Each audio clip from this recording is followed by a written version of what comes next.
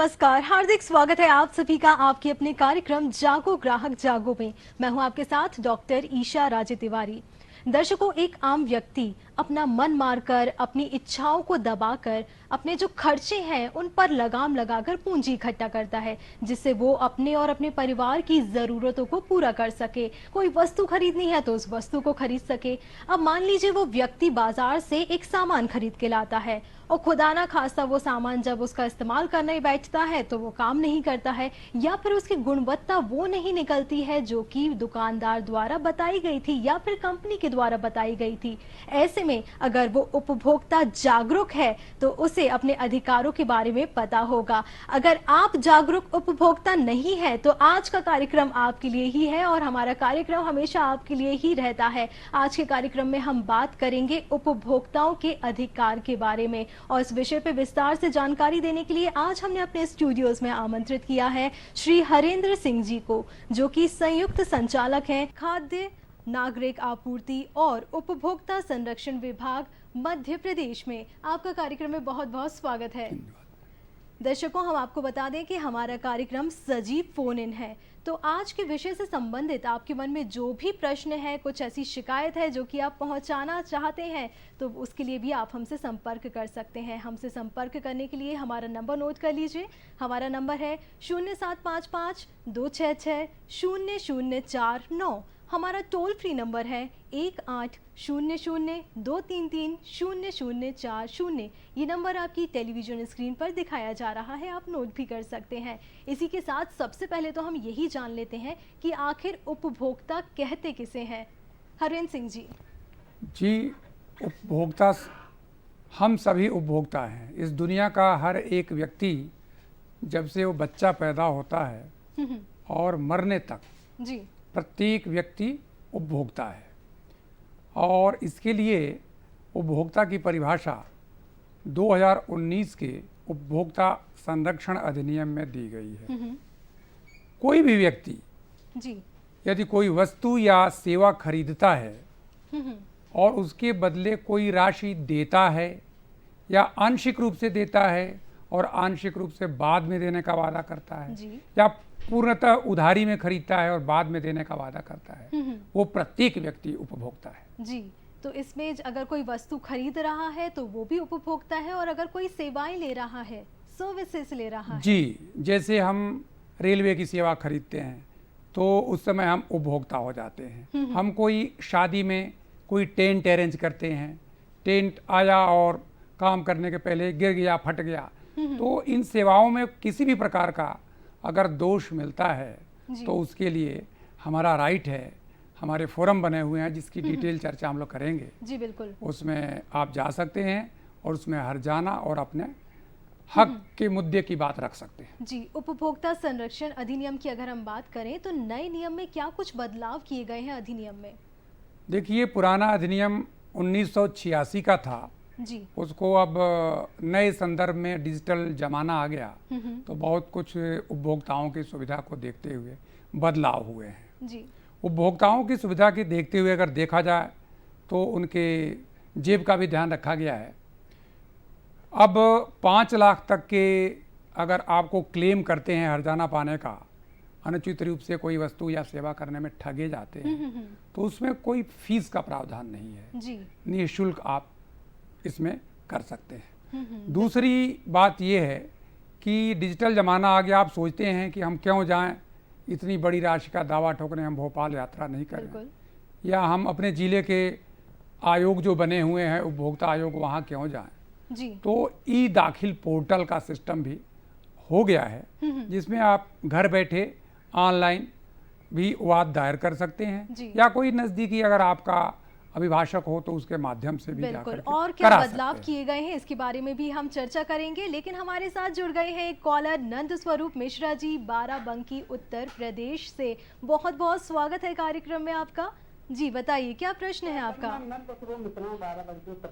जानना ये चाहता हूँ, कोई सामान मैं खरीदता हूँ जो सील बंद होता है, उसका रेट ठीक है, उसका डेट ठीक है, उसकी डेट ठीक है, जब पैकिंग के सामान पैक होता है वो सामान नहीं ठीक है, तो ऐसी दशा में हमें क्या करना चाहिए? क्योंकि हमारे जीवन खाने पीने की सामान हमारे जीवन से जुड़ी होती है। जी, देखिए कोई भी वस्तु खरीदते हैं, अगर वो पैकेज्ड कमोडिटी है तो उसमें जो नया एक्ट आया है जिसकी मैं अभी चर्चा कर रहा था, उसमें उत्पादक, विक्रेता और जो भी उसको खुदरा में जाके बेचता है, जितनी भी एजेंसी इन्वॉल्व हैं जी, अगर वो पैक्ड है, मैन्युफैक्चरिंग डिफेक्ट है, तो वो कंपनी भी उसमें पार्टी बनती है। अगर उसमें गड़बड़ी करके कोई विक्रेता बीच में गड़बड़ी करके उसको प्रदूषित कर देता है, हेजार्डस बना देता है और उससे कोई क्षति होती है तो वो, बट आपका हक है, आपको मिलेगा, ये तय करने का काम आयोगों का है। नए एक्ट में जो पहले फोरम बोला जाता था उनकी जगह आयोग वर्ड आ गया है, राज्य आयोग, राज्य उपभोक्ता आयोग, जिला उपभोक्ता आयोग। तो आपका हक है, आप अपने हक की लड़ाई लड़िए। कौन देगा इसका हर्जाना, ये आयोग तय कर देगा। जी, इसी से जैसे कि नंद स्वरूप मिश्रा जी का प्रश्न था, वैसा ही एक प्रश्न मेरा भी आपसे यही है। जो पैक्ड चीज़ें खरीद रहे हैं, कुछ तो चीज़ें होती हैं जो कि कंपनी से ली जाती हैं, लेकिन अगर हमें रोड साइड पे कोई बेच रहा है और वो पैक्ड है मटेरियल, तो उसकी शिकायत कहाँ की जाएगी? उसकी गुणवत्ता में अगर कुछ कमी दिखाई देती है तो क्या उसकी भी शिकायत की जा सकती है? इसकी शिकायत राज्य सरकारों के पास, हमारे जैसे मध्य प्रदेश की बात करें तो उसमें भी खाद्य निरीक्षक होते हैं और वो, उनका नाम एक 2006 का कानून है, food safety and standard act, तो उसमें फूड सेफ्टी के अंतर्गत आ जाता है जी। तो उसके अंदर वो सैंपल लेते हैं, उसमें पनिशमेंट होता है, जुर्माना भी लगाया जाता है। तो इसके तहत उस अधिनियम के अंतर्गत इनको अधिकार प्राप्त हैं। बट अगर आप कोई पैक्ट, अगर उस वस्तु को भी खरीदते समय अगर आपके पास बिल है और वो आपको आपके जीवन रक्षा के इस दृष्टिकोण से अगर उचित नहीं है जी, तो आप अपने राइट को करने के लिए क्लेम तो कर ही सकते हैं। यहाँ जी, बिल की बात चल रही है तो ऐसे में जो रोड साइड चीज़ें मिलती हैं, सब्जी को छोड़ दिया जाए तो बहुत सारी चीज़ें और भी मिलती हैं, तो क्या उसका भी बिल मिलता है या लेना चाहिए? देखिए, ये हमारी मानसिकता के ऊपर डिपेंड करता है, हम कितने जागरूक हैं जी।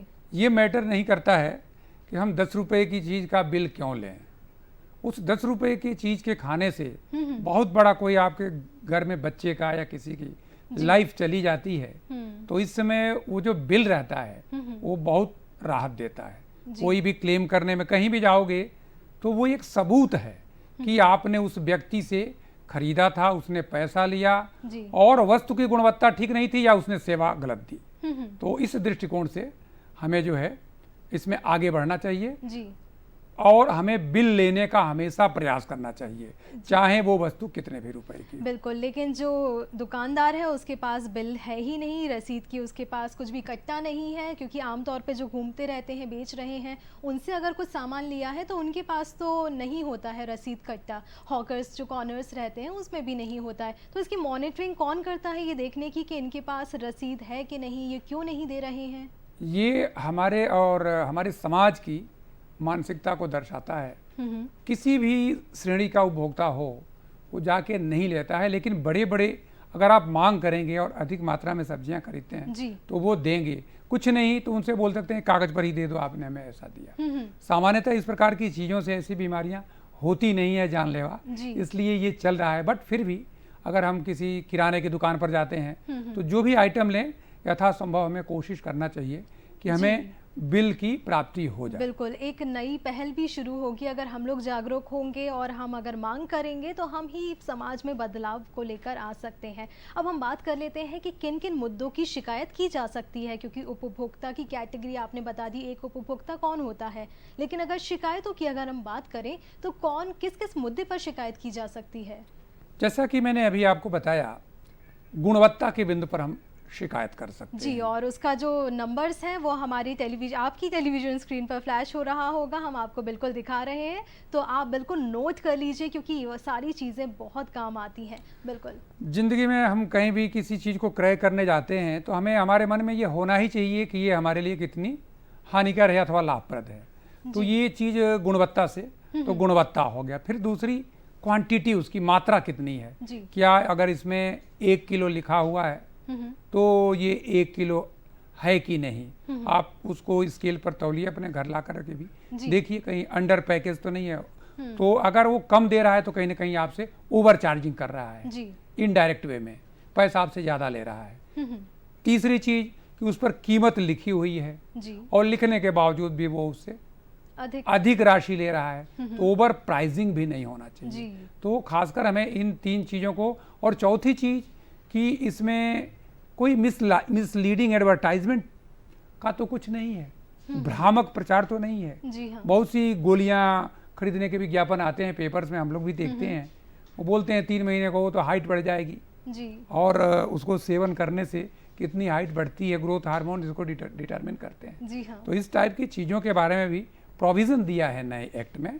तो इसके तहत हमें जो है, अगर हम संबंधित आयोग में, उपभोक्ता आयोग में जाएं, तो हमें राहत अवश्य मिलेगी। बिल्कुल। इसी के साथ जो नंबर हमने आपको बताया कि आपकी टेलीविजन स्क्रीन पर दिखाए गए थे और कार्यक्रम के दौरान भी ये दिखाए जाते रहेंगे, नंबर आप ज़रूर नोट कर लीजिए। टोल फ्री नंबर है 1800-11-4000, मतलब 4000। तो ये नंबर नोट कर लीजिए, या फिर अगर आपको कोई शॉर्ट नंबर चाहिए तो उसके लिए 1915, ये नंबर भी आप नोट कर लीजिए और इस नंबर पर आप संपर्क कर सकते हैं। इसी के साथ जो वेबसाइट्स हैं वो भी दिखाई जाती रहेंगी और आप उन्हें नोट भी कर सकते हैं। इन्हें ज़रूर नोट कर लीजिए, अपने मोबाइल फ़ोन में भी सेव करके रख लीजिए। इसके साथ हमने आपसे ये तो जान लिया कि किन चीज़ों की शिकायत की जा सकती है, लेकिन ऐसे कौन से मुद्दे हैं, ऐसे कौन से क्षेत्र हैं जिस पर हम शिकायत नहीं कर सकते हैं? नहीं, अब इस एक्ट में तो बताया गया है दायरा, तो उनके अलावा जो भी क्षेत्र है उसमें हम नहीं जा सकते, जिसमें के लिए विशेष कानून बने हैं, जी, उसमें नहीं जा सकते। बट हम हवाई यात्रा करते हैं, रेल सेवा करते हैं, हम पेमेंट करते हैं, यात्रा कर रहे हैं, हमें बिस्तर नहीं मिला, जी, तो ये हर प्रकार की चीज़ें उपभोक्ता संरक्षण में कवर होती है। हम बिजली पे करते हैं। बिल्कुल, अब इसीलिए इस आयोग में जाने के पहले बहुत सारे निर्णय आए हैं, तो अपने इंटरनल सिस्टम पर विद्युत का भी अपने निवारण तंत्र रहता है कि यही हम समाधान कर दें, यहाँ किसी को न जाना पड़े। जी। बट हम कहीं भी अगर हमारा पैसा इन्वॉल्व है और हमें वो अप टू आवर सेटिस्फेक्शन नहीं है, जी। गुणवत्ता के अनुकूल नहीं है, कम मात्रा में दे दी गई, कीमत ज़्यादा दे दिया गया, या उसके खाने से मर गया कोई आदमी, तो अपूरणीय क्षति हो गई, वो लाइफ थ्रेटनिंग है, डेंजरस है, हेजार्डस आइटम दे दिया गया, जी, जिसको हम लेके आए और घर में आए विस्फोट हो गया। तो बिल्कुल। इन सब चीज़ों के संबंध में हम उपभोक्ता आयोगों का दरवाजा डेंजरस की खटखटाते बात हैं। आपने की, हानिकारक जो चीज़ें होती हैं उसकी बात अगर हम करें तो आप सभी जानते हैं कि दिवाली का त्यौहार आ रहा है, इस हफ्ते से शुरुआत हो जाएगी, लेकिन जो शुरुआत है उसकी और पहले से हो जाती है, क्योंकि हम सभी तैयारी शुरू कर देते हैं। घर में बहुत सारी चीज़ें बनानी है, बाहर से बहुत सारी खाने की चीज़ें लेकर आनी है, और ऐसे में जो मिलावट शब्द है वो बहुत सारे न्यूज़पेपर, रेडियो पे सुनने को मिलेगा, टीवी पे देखने को मिलेगा, तो मिलावट शब्द बहुत ज़्यादा प्रचलित होता है। तो अब जब त्योहार आ ही गया है, ऐसे में जो मुद्दा है वो है मिलावट।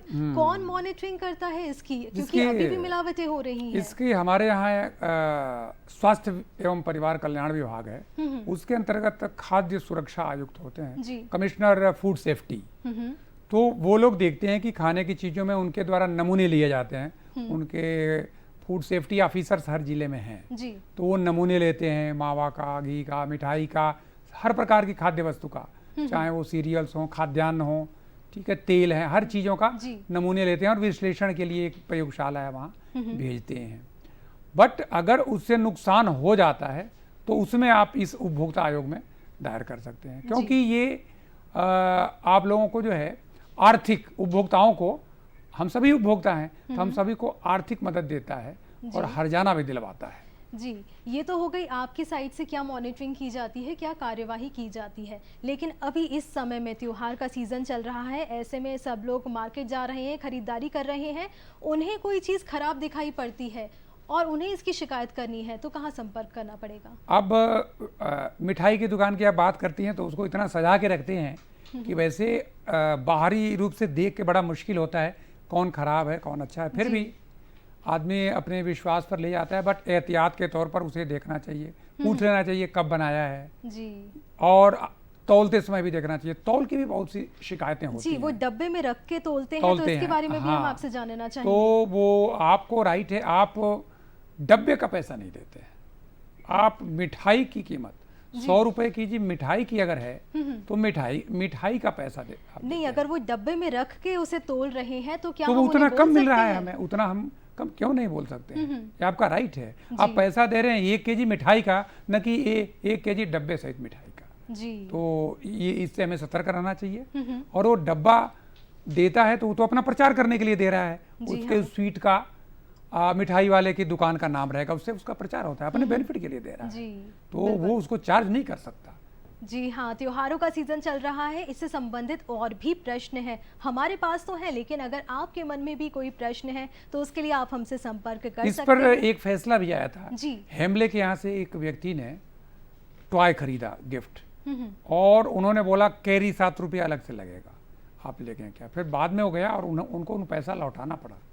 बोले कि ये तो आप विज्ञापन कर रहे हो, अपने लाभ के लिए देते हो, कंज्यूमर ने नहीं मांगा, आप कंज्यूमर को दीजिए, आप देते हो, कंज्यूमर को अट्रैक्ट करते हो अपने दुकान के प्रचार के लिए, अपने कस्टमर बढ़ाने के लिए, तो कहीं ना कहीं आपको लाभ है, तो ये कंज्यूमर की जेब में नहीं जाएगा इसका। जी, तो ये जो मुद्दा है ये बिल्कुल क्लियर हो गया है। पॉइंट क्या है कि अगर हम बाजार से कोई सामान खरीद रहे हैं, उसके साथ अगर वो कोई कैरी बैग देता है जिसपे उनका लोगो लगा हुआ है, दुकान का नाम लिखा हुआ है, किसी भी तरह से प्रचार प्रसार हो रहा है, तो उस बैग का हमें रुपए नहीं देने हैं, तो वो रुपए नहीं देने हैं। लेकिन अगर कोई ऐसा बैग दे रहा है जिस पे कुछ लिखा नहीं हुआ है तो क्या उसको पे करना पड़ेगा? हाँ, अगर वो एडिशनल है तो उसे देना पड़ेगा। जी, तो ये वाला पॉइंट तो क्लियर हो गया, और नंबर भी हमारा जो है आप नोट कर लीजिए, क्योंकि आपके जितने भी प्रश्न हैं वो बहुत अच्छा मौका है, आप पूछ सकते हैं। 0755 266 0049 हमारा टोल फ्री नंबर है, 1800 233 0040। जल्दी से हमें संपर्क कीजिए, कोई भी आपको जिज्ञासा है या फिर कोई कंफ्यूजन है उसके लिए आप हमसे संपर्क कर सकते हैं। अब त्योहारों की बात चल ही रही है, ऐसे में धनतेरस आने वाला है, सोना चांदी की जो बिक्री है बहुत ज़्यादा बढ़ जाती है। अब ऐसे में भी बहुत सारे कन्फ्यूजन्स आ जाते हैं कि जो गुणवत्ता है सोने की हम खरीद रहे हैं वो सही है कि नहीं, बेचने जाएंगे तो उसका दाम मिलेगा कि नहीं, अब जो वो वेट ले रहा है वो कैसे तौल रहा है, तो इसमें किन किन बातों का ध्यान रखना है? स्टैंडर्ड वेट्स एंड मेज़र रहते हैं, उन पर सील लगी होती है नाप तौल विभाग की, तो ऑथराइज्ड माना जाता है। तो अगर सील लगी है ठीक है, हालांकि सोने का तौल और बहुत बारीकी से होता है, बड़े छोटे छोटे होते हैं जी, पहचान करना बड़ा मुश्किल है। हॉलमार्क सिस्टम भी लॉन्च किया गया था, उसके आधार पर देखना चाहिए जी। तो सोने की गुणवत्ता आम व्यक्ति तो नहीं परख सकता है कि ये कैसा है जी, फिर भी हमें परख तो नहीं सकता है, लेकिन बाद में कुछ हॉलमार्क सिस्टम और सब उसमें बड़े बड़े जो ग्राहक होते हैं उस पर तो लिखा रहता है, लेकिन आम व्यक्ति जो जाता है वो विश्वास पर ही क्रय करता है। बट फिर भी आपको अगर लगता है उसका पक्का बिल लीजिए, और अगर कहीं आपको फिर दूसरे जगह क्रॉस करते हैं तो उस बिल के आधार पर आप क्लेम कर सकते हैं कि ये प्योर नहीं है कहीं और। अगर आपका जांच करने वाला आदमी, अभी ऐसी लैब कोई यहाँ तो स्थापित नहीं दिख रही है जो करती हो और हर व्यक्ति को अलग से फीस लेके और बताए कि ये आपका कैरेट कितने का है जी। अगर किसी ने ऐसी जांच दूसरे सुनार से जाके करवा ली और उसमें उसे लगा कि इसकी गुणवत्ता में कमी है, गुणवत्ता में अगर कोई